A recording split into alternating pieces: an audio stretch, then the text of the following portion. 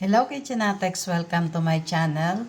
Tayo ngayon ay magluluto ng atsara. Ito ay yung atsarang paggawa ko ay medyo may atsara din ng Sweden. Yung paraan ng Sweden, yung paggawa ng Sweden at saka Pilipinas, pinagsama ko. Pero iisa lang naman yung lasa. Yung way lang ng paghiwa at saka pagtimpla, yun ang ipapakita ko sa inyo. Napakatagal kong hindi nakapag-video kasi sobrang busy sa trabaho. So, ngayon ipapakita ko sa inyo kung paano yung paraan dito sa Sweden na pinaghalo natin, Pilipinas na paraan. So, ito, papakita ko na sa inyo. So, ito yung lahat ng ating mga ingredients sa ating atsara. Siyempre, hindi mawawala yung ating papaya kasi atsarang papaya at kasama na yung ating carrots. So, marami tayong carrots, may onion, tapos yung aking paprika. Ito yung sweet paprika dito, yung inihahalo sa salad. Medyo mahaba siya. Pero, pwede din naman gumamit ng paprika na bilog. Yung, kung tawagin sa atin ay capsicum o ano nga ba isa. Kasi ito mas matamis. Masarap siya. Tapos, syempre, meron tayong garlic and ginger. Onion. Red onion. Tapos, yung ating salt. Meron din tayong raisin. So, ito naman yung paraan dito sa Sweden. Gumagamit kami ng tinatawag na etika o yung suka na may number na 12% o 24%. Ang gamit ko ngayon ay 12% lang. So, ang sukat ko, halimbawa half cup ng etik ng sugar, ng suka, tapos 2 cups ng sugar, at 3 cups ng water. Kasi 12% yan. Kaya ang tawag dito, 1, 2, 3. Kung 24% naman yung asim ng suka mo, hatiin mo lang yung suka, gawin mong half, tapos 2 and 3. So, hindi kayo magkakamali sa lasa. Talagang, ano yan, tamang-tama ang pagkakalasa niya. Tamis at asim. Hindi yung asim na matabang, sugar na matabang. Hindi. Talagang saktong-sakto lang siya. So, ngayon, ang gagawin natin ay pagsasama-samahin muna natin itong ating mga ingredients sa isang kaserola. So, ilagay na natin yung 1, yung ating suka. 2, yung sugar. Tapos, 3, yung water.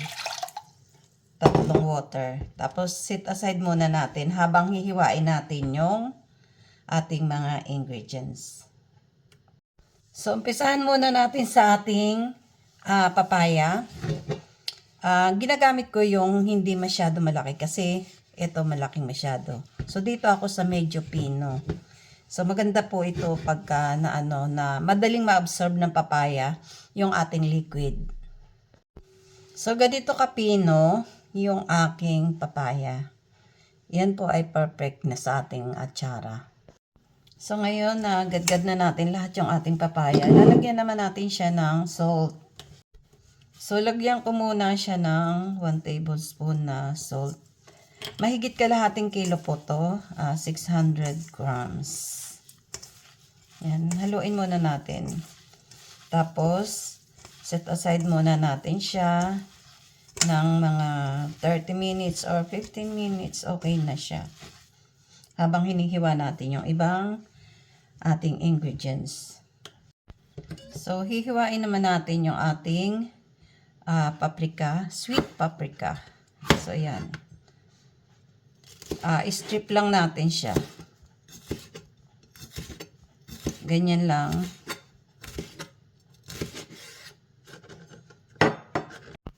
So, hiwain naman natin yung ating onion.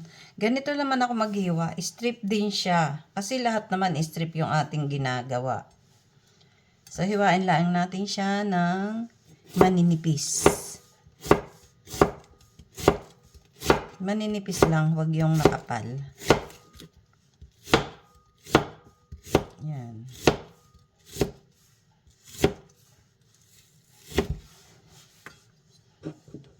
So, isunod nating hiwain yung carrots.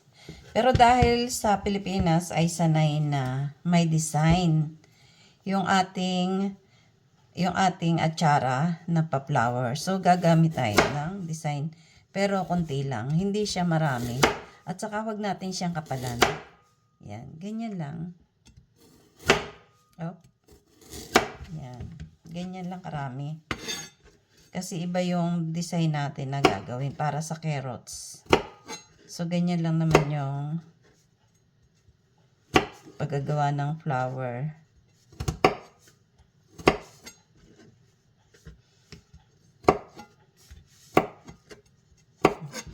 Lalagyan mo lang siya ng triangle. May flower ka na, 'di ba?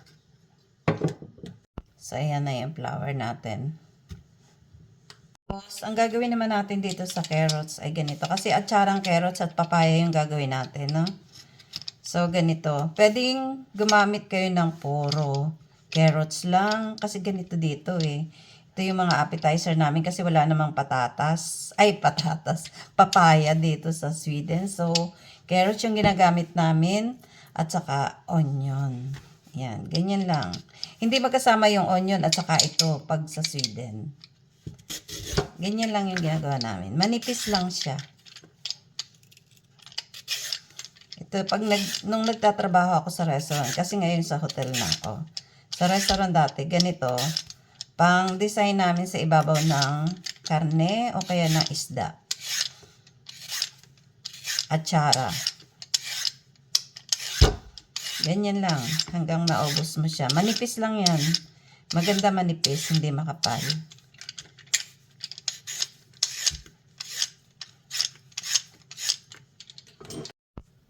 So, ngayon, ang atin namang hihiwain ay ating ginger. So, hiwain lang natin siya ng manipis na ganito. Para mas lalong lumabas yung katas pag ganito. Pag ganito yung pagkakahiwa niya. Tapos, pag nahiwa mo na siya ng ganyan, i-strip din natin siya. So, maninipis. Kaya, yung lasa niya talaga ang lalasang todo dun sa, sa papaya. Makakain mo siya ng sarap. Yung ating ginger. So, ganyan lang. Then, sunod natin yung ating garlic. Hiwain din natin siya. So, ganyan lang naman. Hindi na natin paliliitin pa siya. Ganyan lang siya. Manipis na manipis lang din.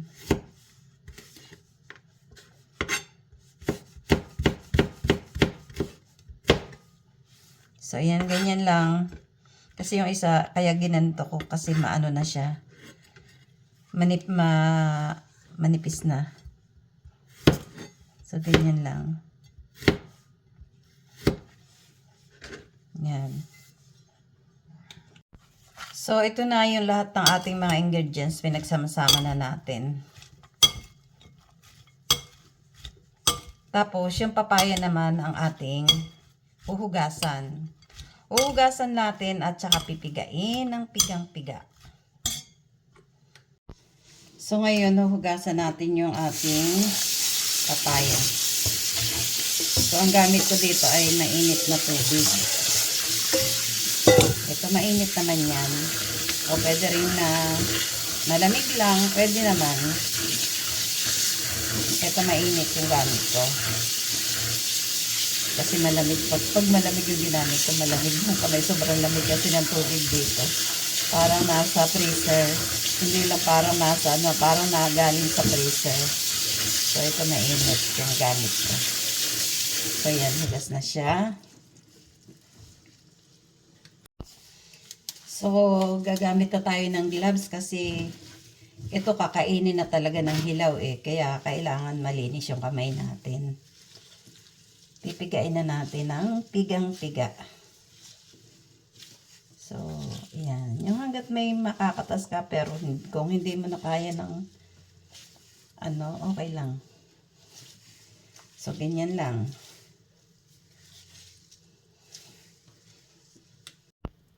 At saka pag ganito ang pagkakagadgad na maliliit, madali siyang mawala yung tubig. Madali siyang pigain. Kasi pag medyo malaki-laki dito, ang hirap niyang pigain ha. Parang matigas pa siya. So ito, napiga na natin. So isasama na natin doon sa ating mga ingredients. So ilagay na rin natin yung ating raisin. Tapos yung ating papaya, ilalagay na natin.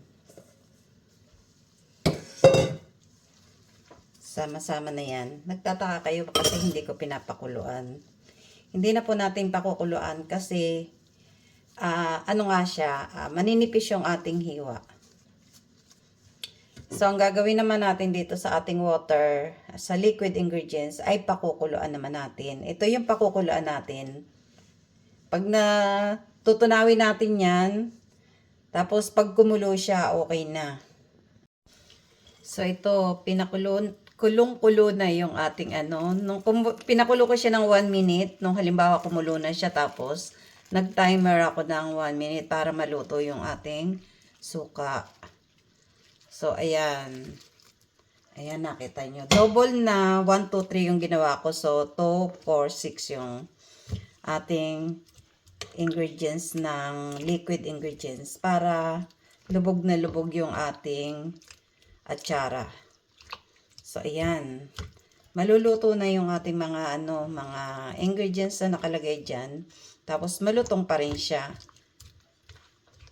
So ganyan lang yung paggawa natin. Tapos babalikan natin siya. Babalikan natin pag malamig na. Hayaan natin siya lumamig ng kusa. Huwag nating ilagay sa katulad nito ngayon, malamig dito sa amin. Hindi na natin kailangang ilagay sa labas para lumamig. Hantayin natin siyang lumamig ng kusa para maluto yung ating mga ingredients. Kaya maninipis yung hiwa namin ng mga carrots na ganyan. Kasi doon sa mainit na tubig lang siya, sa pinakulong tubig lang namin siya niluluto. So at dahil Pilipino tayo, sinahugan ko na rin siya ng papaya. Kaya atsarang papaya at atsarang carrots ito. Pero dito sa Sweden, ang ginagamit lang namin syempre yung carrots. Kasi wala namang papaya na sa Sweden na tumutubo. Kaya sanay sila sa carrots lang. Tapos sa mga ganito. So ayan, may pickled ano na tayo. Tawag dito, carrots, papaya. So, ayan. Mamaya natin balikan siya pag malamig na. So, ito na yung ating atsara na makikita nyo. Malamig na siya kasi overnight na. So, ayan. Makikita nyo nag-iba na yung kulay niya kasi nagdala yung ating raisin at saka yung carrots, kumulay na siya. Kahit na hindi tayo gumamit ng brown sugar, white sugar lang yung ginamit natin. So ngayon titikman natin yung ating atsara. Makita nyo, napakasarap nito.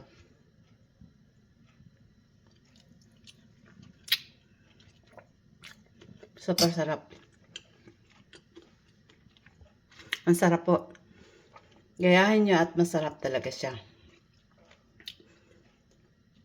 So, para laging updated sa ating mga recipe, just follow and subscribe. Thank you for watching.